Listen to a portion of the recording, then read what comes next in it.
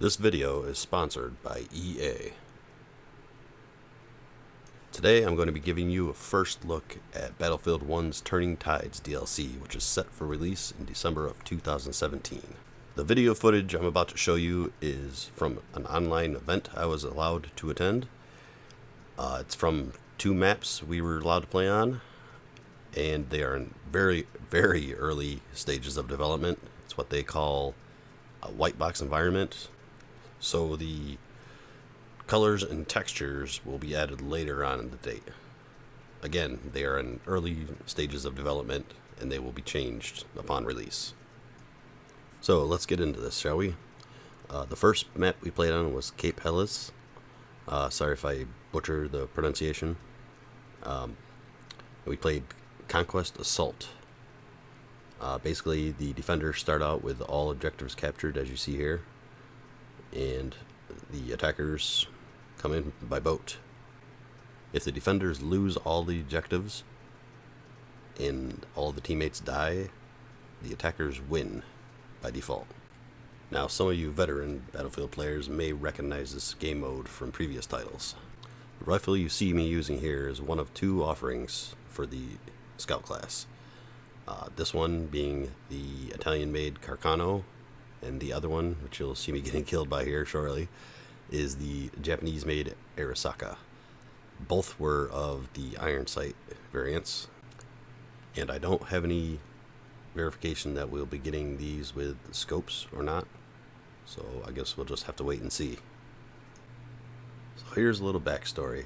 Cape Helles, which lies at the foot of the Gallipoli Peninsula, was the main landing zone for the Anglo-French amphibious operation on April 25th, 1915.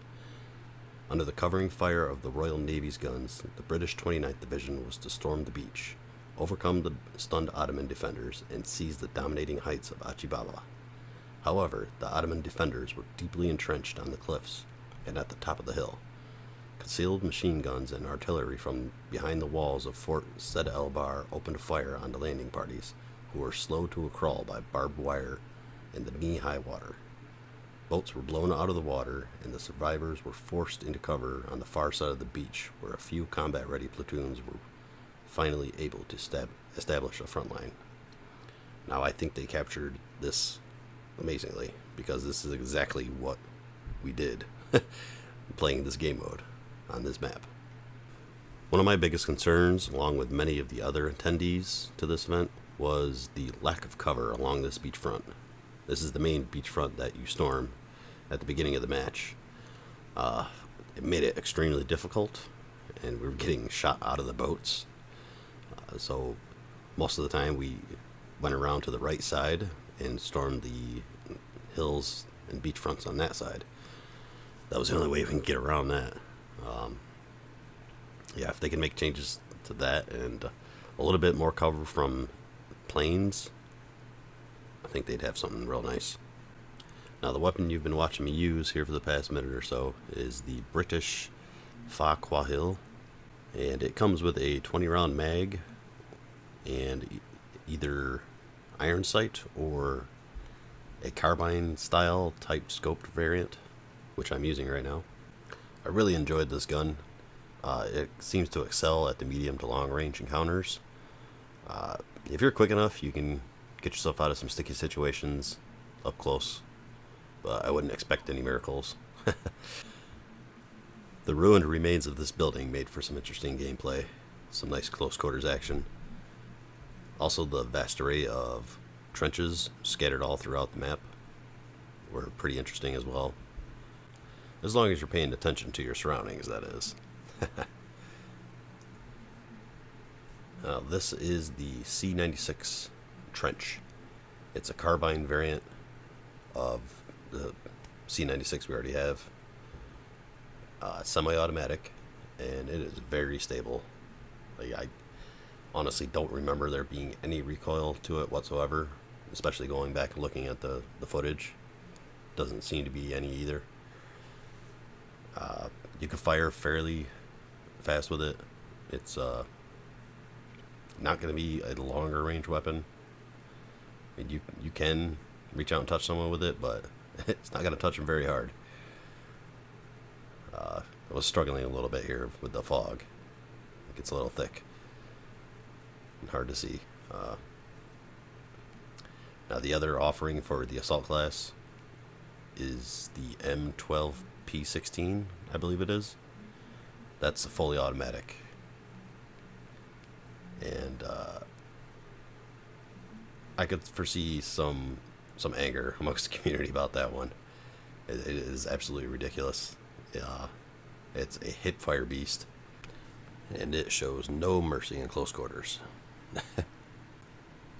Now, the next map is called Achibaba, and we played Conquest on that.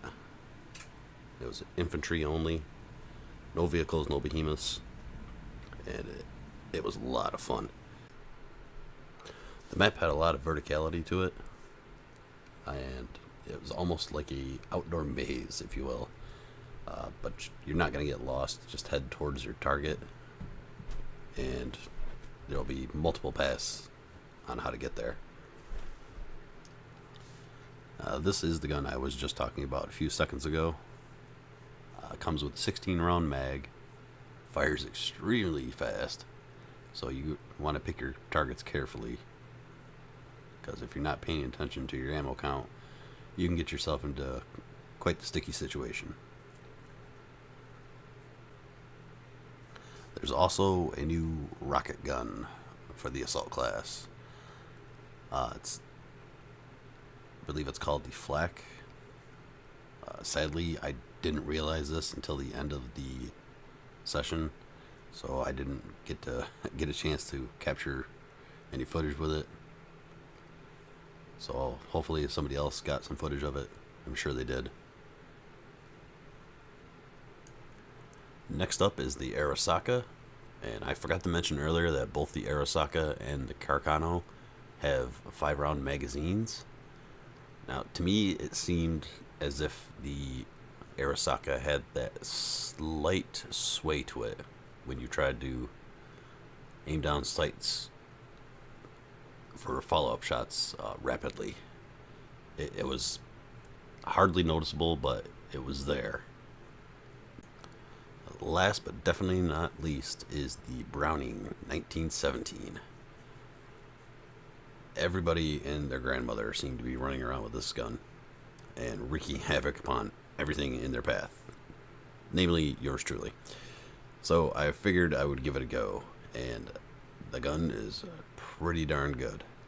It comes with a 250 round box mag, so you're definitely not going to run out of ammo, and if you do, you're doing pretty good. So to wrap things up, I had an extremely fun time playing on both of these maps and playing in the new game mode, Conquest Assault. I'd also like to reiterate that this is a work in progress. It's non-final version.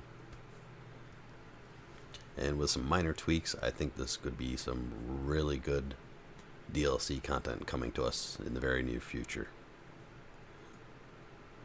This content is coming to the CTE October 17th, 2017. So if you have access to the CTE, I would highly suggest you jump in there, test the new maps, game mode, and weapons out. Give the devs your feedback. Help make this a better experience for all of us. Feel free to leave comments down below. I'm Ninjas on the Lawn.